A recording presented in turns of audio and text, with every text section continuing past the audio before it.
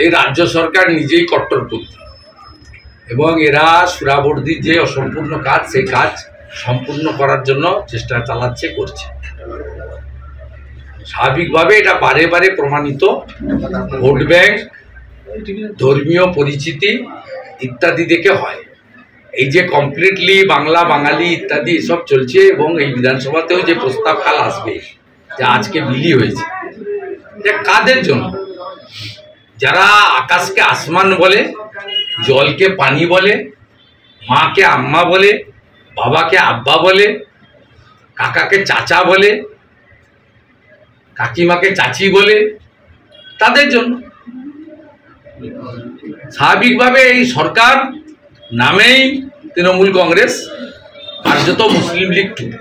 ওনাকে চ্যালেঞ্জ করছি, 200 সেনা ওনাকে দেখে পালিয়ে যাচ্ছিল, ছবি প্রকাশ করুন, ভিডিও প্রকাশ করুন। উনি একটা মিথ্যাবাদী এবং তিনি যে জায়গায় হাত দিয়েছেন এর ফল ওনাকে ভুগতে হবে। ইন্ডিয়ান আর্মি ভারতবর্ষের 140 কোটি মানুষের গৌরব, পৃথিবীর অন্যতম সর্বশ্রেষ্ঠ শক্তিমান ইন্ডিয়ান আর্মি। আপনি যে বলছেন 200 জন সেনা অফিসার এবং জওয়ান আমাকে দেখে পালাচ্ছে, আপনারা যাবেন না, আমি আপনাদেরকে নিয়ে গর্ব অনুভব করি।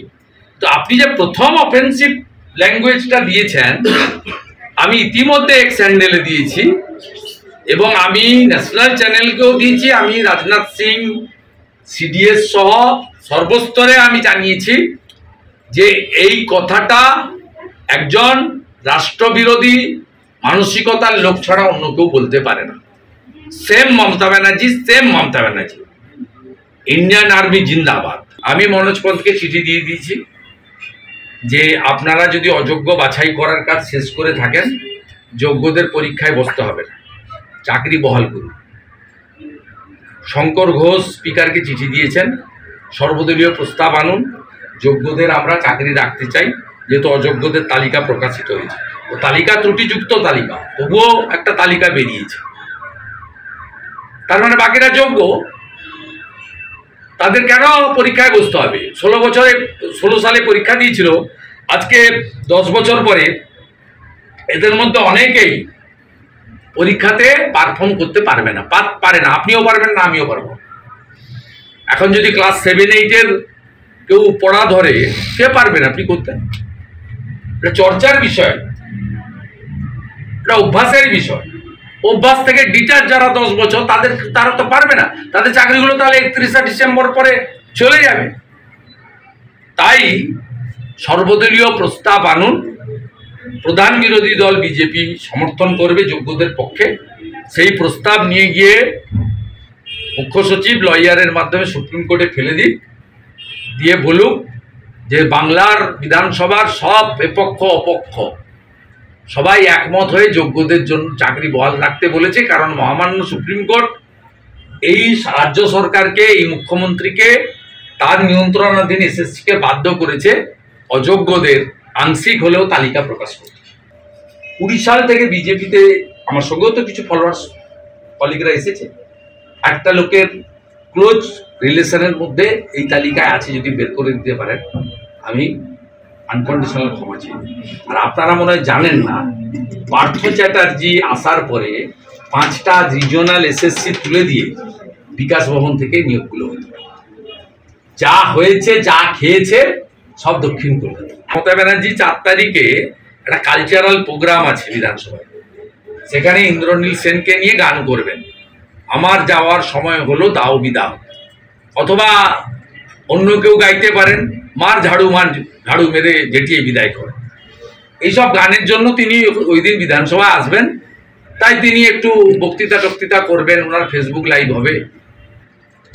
বাংলা বিপন্ন, বাঙালি বিপন্ন, ভাষা বিপন্ন সব করবে। এগুলো সব মক, ছদ্মবেশ। আসল উদ্দেশ্য রোহিঙ্গা আর বাংলাদেশের মুসলমানকে খালা রাখতে চায়। যারা বাংলা ভাষায় কথা বলে 1946-এ কলকাতাতে 10,000 হিন্দুকে কেটেছিল, যারা নোয়াখালীতে লক্ষ্মী পুজোর দিন 15,000 হিন্দুকে কেটেছিল, আমার মা সহ 3 কোটি হিন্দু তদানীন্তন পূর্ব পাকিস্তান থেকে এক কাপড়ে পালিয়ে এসেছিল। যারা তাড়িয়েছিল তারা কিন্তু বাংলাতে কথা বলেই বাংলা ভাষীদের তাড়িয়েছিল, কারণ তারা সকলে হিন্দু ধর্মের ছিল। আমি নিচের তলার পুলিশকে স্যালুট করি। আজকে মুখ্যমন্ত্রী ওদের উচিত ছিল কেন্দ্রীয় হারে ডিএ ঘোষণা করে দেওয়া। যে রাজ্যে 3 লক্ষ পুলিশের পোস্ট ফাঁকা থাকে, সিভিক ভলেন্টিয়ার দিয়ে রাজ্য চালায়। আর শান্তনু সিনহার বিষয়ে কোর্টে যাচ্ছি কয়েকদিনের মধ্যে। আমরা অবৈধ প্রমোশন, জোড়া প্রমোশন, 6টা প্রমোশন দিয়েছে অবৈধ। ও মমতার বাড়িতে বাজার করে, শুনে রাখো। আমরা কোর্টে যাচ্ছি। ইতিমধ্যে গভর্নরকে আমি লিখিত কমপ্লেন করেছি, টুইটও করেছি। আমরা যেহেতু আজকের অপেক্ষায় ছিলাম, আপনি দেখতে পাবেন উইদিন উইক আমরা এর বিরুদ্ধে কোর্টে যাচ্ছি। আমাদের অল পেপারস আর রেডি। শান্তনু বিশ্বাসের যে শুভেচ্ছা তাকে ভাসানো হয়েছে সংগঠনের পক্ষ থেকে, সেখানে দেখা গেল যে প্রচুর সংখ্যক সিভিক ভলেন্টিয়ার তারা কিন্তু ওখানে তারা আত্মহত্যা করতে বাধ্য হবেন এইরকম ধরনের তারা পোস্ট করেছেন, এবং তাদের ভাতা বাড়ানোর জন্য তারা কিন্তু আবেদন করেছে সিভিক ভলেন্টিয়াররা ওই পোস্টে। এগুলো বলে কোনো লাভ নেই। মমতা বন্দ্যোপাধ্যায় কর্মসংস্থানের ক্ষেত্রে কমপ্লিটলি নেগেটিভ। আর যাকে যা বেতন দেন সেই টাকা দিয়ে কারো সংসার চলে না। अरुणाचल सरकार का संकल्प 5 प्रतिज्ञा: शिक्षा से सशक्त भविष्य, कृषि से समृद्धि का, प्रकृति का साथ विकास, हर घर तक ग्रीन एनर्जी, पर्यटन से नई पहचान। इन प्रतिज्ञाओं के माध्यम से हम बनाएंगे ऐसा अरुणाचल सुंदर, स्वच्छ, सुरक्षित, शिक्षित, स्वस्थ और समृद्ध। हमारा वादा विकास भी, विरासत भी।